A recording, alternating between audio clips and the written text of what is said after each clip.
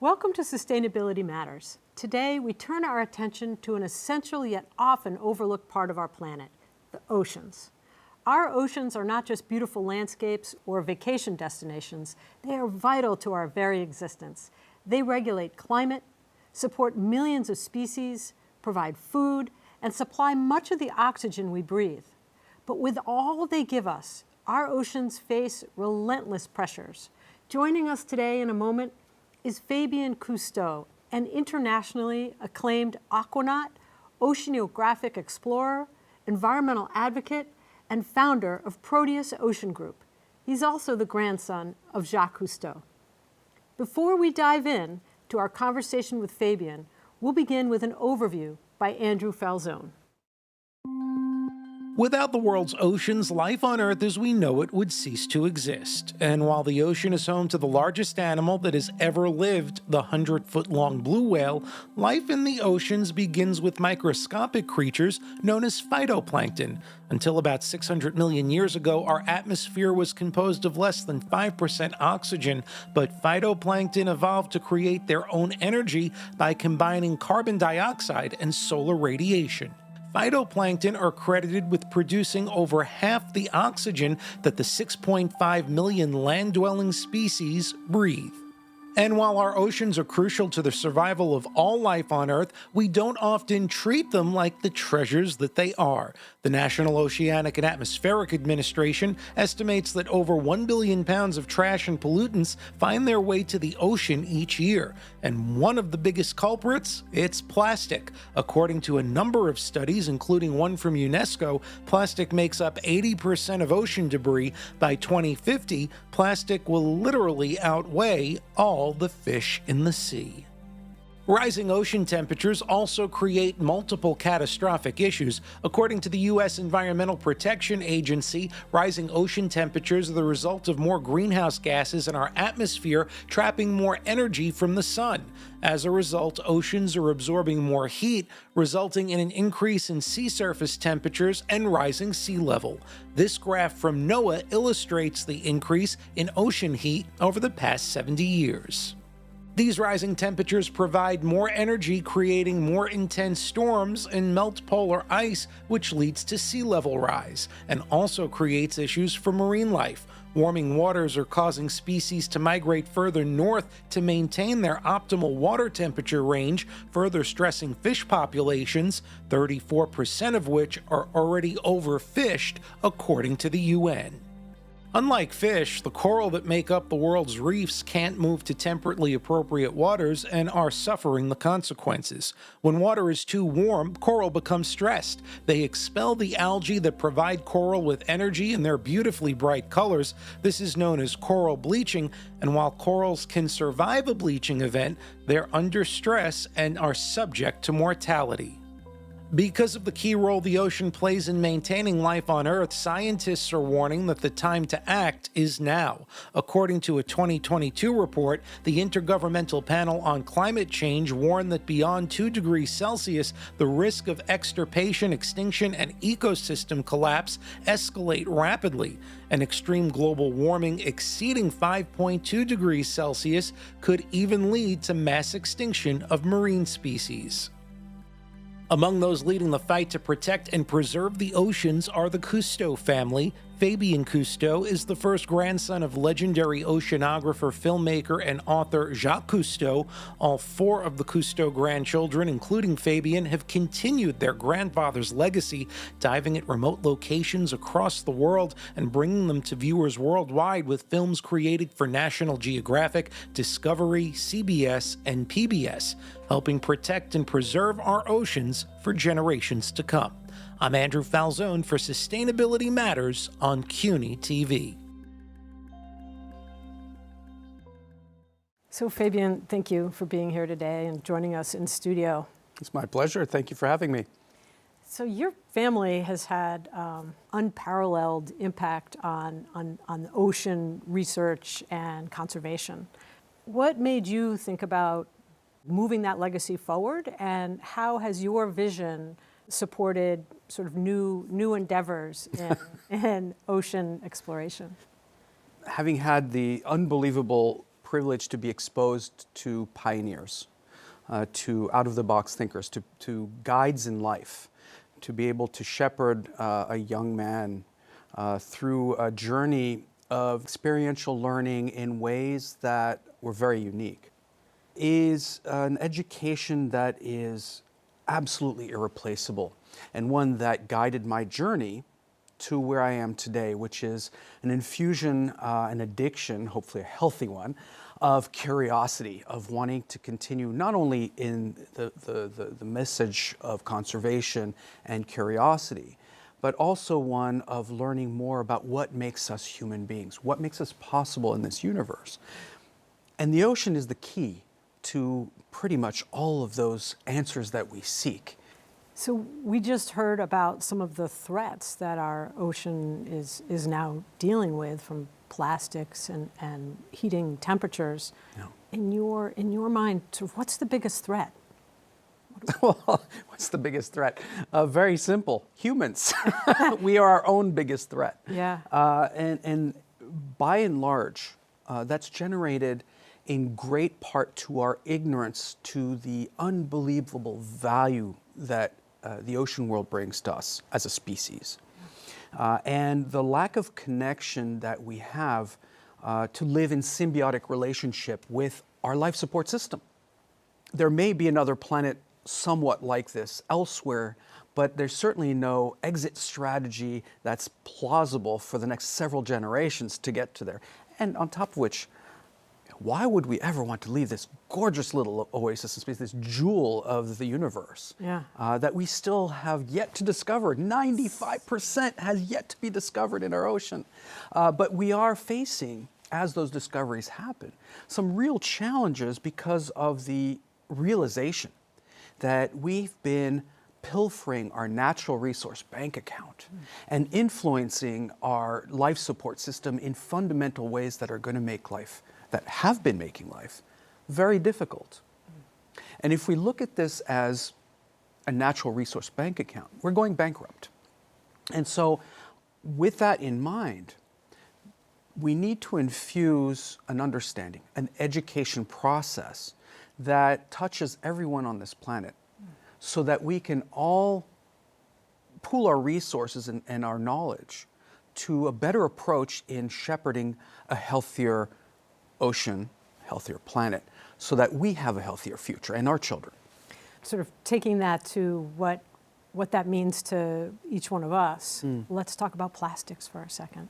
Okay. I think I've heard that we all have about a credit card worth of plastic in our bodies. How is that happening? What? Do you enjoy drinking beer? Do you enjoy eating fish? Do you enjoy breathing? All those things are conduits to the microplastics that we have infused for over 100 years into our life support system. It's really time, and this is almost trite to say at this point, to get off our fossil fuel addiction, especially in the products that we use for consumption. So things like trash bags or bottles or what have you are still made with endocrine disruptive plastics, which are based on petroleum. There are much better ways to use other materials for those same containers that are much less harmful to ourselves and to the environment, that don't include petroleum. And there are manufacturing processes today that afford us that ability. But as consumers, when we look at those deliberations, when we have these conversations about solution building, we have to understand that we are the ultimate vote takers as individuals. Right. If you don't change your own behavior or make those conscious decisions, how can you expect the industries out there to change as well? I love to say to some of my favorite venues that I solicit for products and services, hey, I love what you do. I'm concerned about this. I would like you to consider changing the formula in your container that you're manufacturing, because otherwise I'm going to look for that solution elsewhere. I want to come back to some of these, key threats, and one of the things that we hear about is the ocean's temperatures rising. Can you talk to us a little bit about what does that mean both to the ocean, but more broadly? The ocean is the great barometer. So the effects of that to us as humans on land is less predictable weather patterns, storms that are much, much more violent in places that we've never seen them before. We're seeing the very real impacts on farming, on migratory patterns of animals that we fish, on reproductive patterns of these aquatic species, on the chemical reactions that are happening from climate change, which is the increased carbonic acid that are getting absorbed by the ocean, which then attack calcium carbonate structures, coral reef ecosystems, the shells of shellfish. And those make those species more fragile because their shells are thinner, more susceptible to viruses and bacterias, higher die-offs, and so on and so forth. So it's a cascading effect on so many levels. And so it's of paramount importance that we address this. What about something like overfishing? I certainly hear that eating fish is good for me, that it provides me with good, vitamins and nutrition. How should I think about fish and this issue of overfishing? We've exploited virtually all fishable seas. Over 60% of our world's wild fish stocks are gone or fully exploited. And so there's a very real urgency in not only educating ourselves about that problem, but diversifying our approach to feed the world, right? So, there are fish farms and things like that, and those in of themselves, a lot of the practices we've seen are flawed. And when we are doing industrial type of fishing, which is a very wasteful practice even to this day, which is basically clear cutting the oceans like we clear cut our forests, the targeted species aren't the only thing that we wipe out, it's everything else around it. There have been policies made recently that I've noticed have slowly started to increase some of these apex predators like bluefin. So the very real sad news that we were facing just a few years ago is now slowly turning into optimistic news of recovery thanks to a global effort. Now in marine protected areas, such as the Poor Knights National Marine Sanctuary of New Zealand, the fishing community there in the North Island of New Zealand was very much against creating a marine protected area because that would mean in their minds that things were being taken away.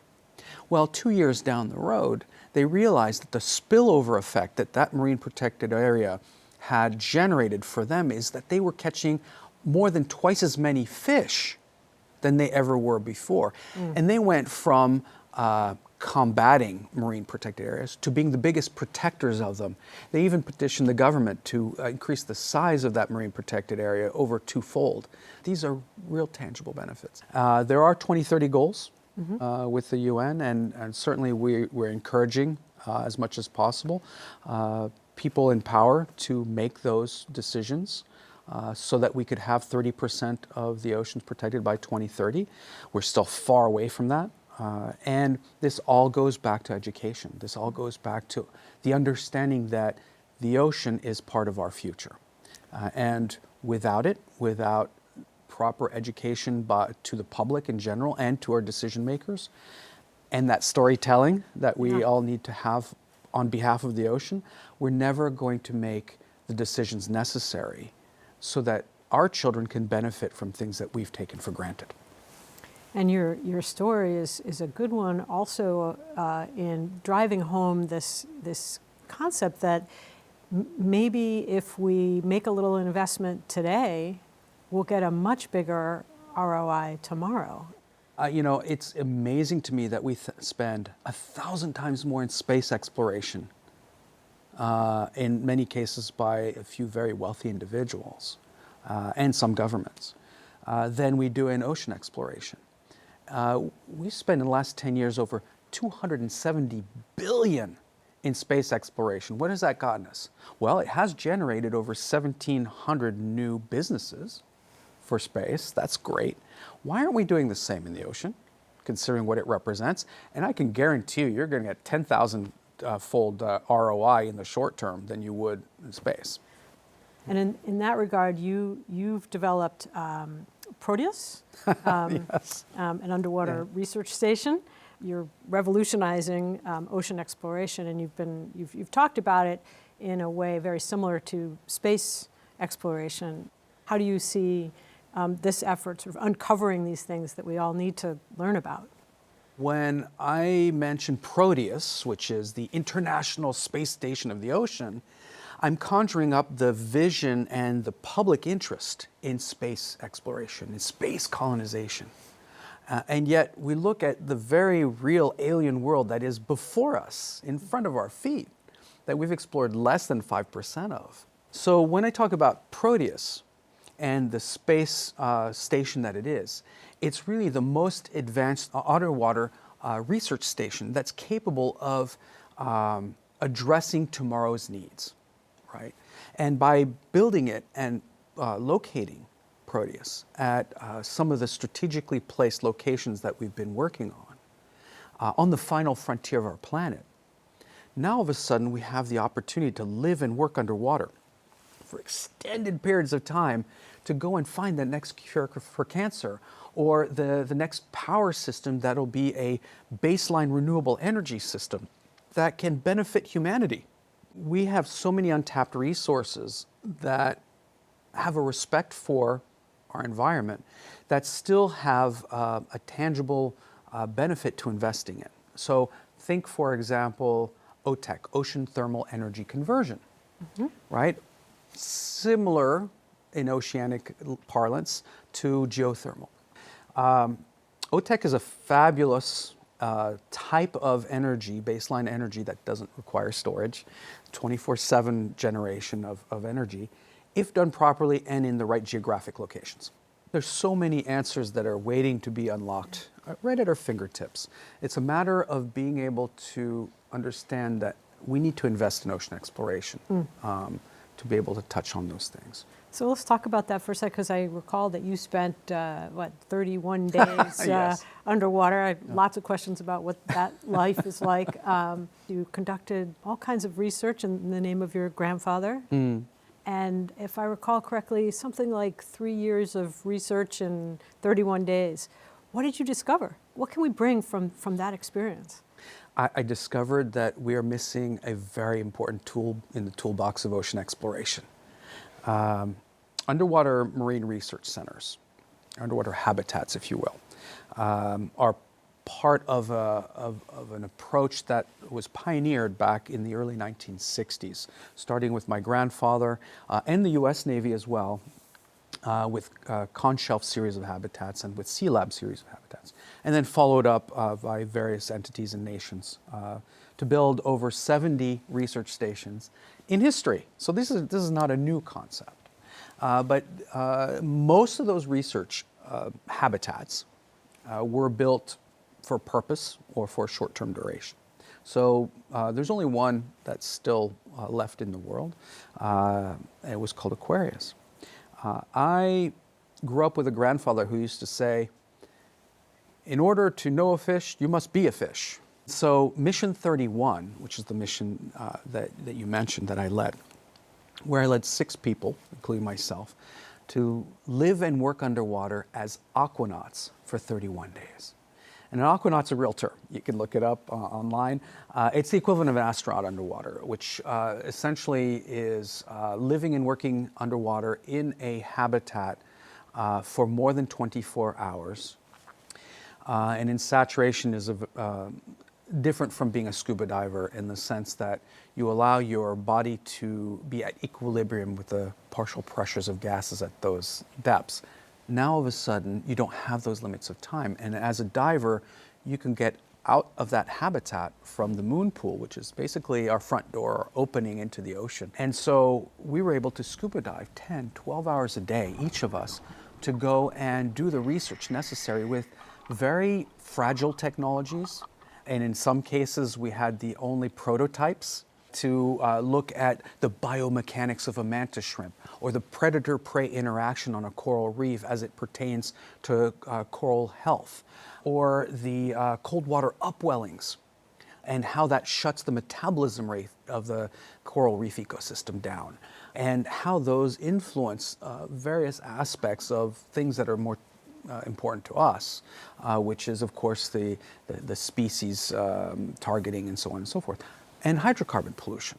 We looked a lot at what's happening, in this case it was off the Florida Keys, to the hydrocarbon pollution issues and fingerprints in that coral reef ecosystem, how that affects not only marine life, but also us as a species. Amazing. You also have your education center. Right. How is the education center not only helping people to understand about the ocean, but also engaging them in taking part in some of the changes that need to be undertaken? Well, it's about engaging people, right? About having them get wet, get immersed into the subject matter. They got to dive in. Dive right in, yes, all the puns. The Ocean Learning Center is really a set of different initiatives and programs in different parts of the world that allow local communities to become part of the solution through experiential education. And we have that engagement activity for them to go and do these things, whether it's releasing baby sea turtles or planting mangroves or coral reef resilience programs. For example, with mangroves. Why are mangroves so important? A lot of people cut them down either for necessity, for wood, or in many cases, in industrialized countries like the United States and others, they're cutting them down because they want a view. And we're realizing very quickly that that's a really short-sighted way to do things. It destroys, of course, the nurseries of the sea, which many of those larger creatures that we love to either observe or eat start their lives in those mangroves. But beyond this, of course, they're storm barriers. So the programs have that education component, but in a way that is a give back to the ocean by replanting mangrove forests, so that they not only learn about this, but then they become proud owners of those activities, and they become the educators to that next generation. When we can get to a point that that individual has the aha moment and brings back that knowledge and that understanding, that passion to change their ways at home, change their ways in the community, have government change the policies, and have businesses change their practices to a way that's more equitable, that's really the conduit, the storytelling, the education component. That's the most important part of those different programs. Sure, nothing like the experiential learning opportunity to really own it. Now, for many of us, and many who don't live near the ocean, their first view of the ocean was through your grandfather. How has storytelling been a part of what you are working on, and is it equally as important? The important work that scientists are doing, the important work that explorers are doing out there, need to have a medium from which to reach the vast majority of the population of the world, which never get a chance to do the weird and crazy things that we do, in ways that touch them. So we have to have an ability to communicate with someone who may never get a chance to see the ocean in a way that not only do they understand, but they appreciate. And so it's the campfire story, right? It's the ability to be able to tell the story of the battle of the octopus and the mantis shrimp, or how amazing the boom of a Goliath grouper is, which is hotter than the surface of the sun, and how that kind of energy generation can then translate into something that's a tangible benefit to someone in Wisconsin or in the center of France or down the Nile. It's really about having people be part of the adventure, part of the experience virtually. And my grandfather did that great for over 50 years, 8 p.m. Sunday nights in the United States and all over the world. But in today's world, the media has been diversified quite a bit. Unfortunately, our attention spans are not as long as they should be. But if we can engage someone in that 15-second, 30-second, 1-minute clip online, maybe we can invite them to have a deeper dive, another pun, into the subject matter that really entranced them to being part of the solution. Absolutely. It's an incredible job that you're doing. Thank you for coming into the studio today to share it with us. It's been my absolute pleasure. And I'll leave you this one quote that my grandfather has told us when we were growing up that really guided me to dedicating the rest of my life to this cause, which is people protect what they love what they understand, and they understand what they're taught. Thank you. Please share your thoughts with us on social media. We'd love to hear how you're making a difference for our oceans. And be sure to download our CUNY TV app. Next month, we'll spotlight Baruch College's Climate Scholars Program, exploring how it's shaping the next generation of climate leaders.